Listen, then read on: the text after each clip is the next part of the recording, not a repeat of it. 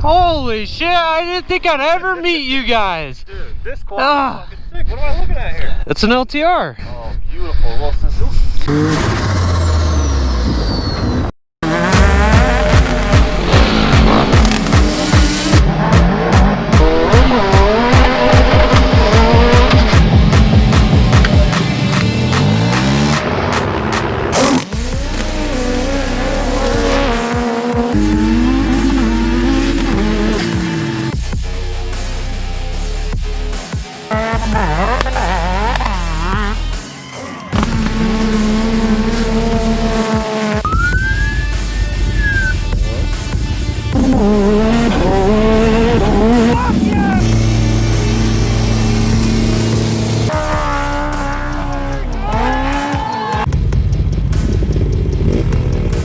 Barely caught that.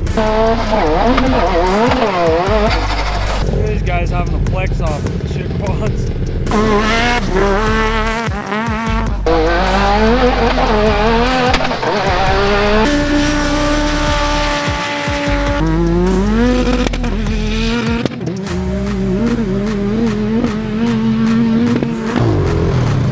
Oh my shit!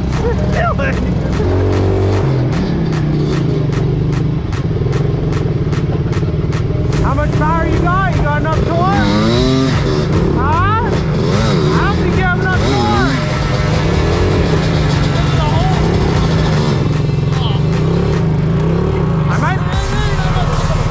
Am I hitting the boxes? Yeah, go. Yeah,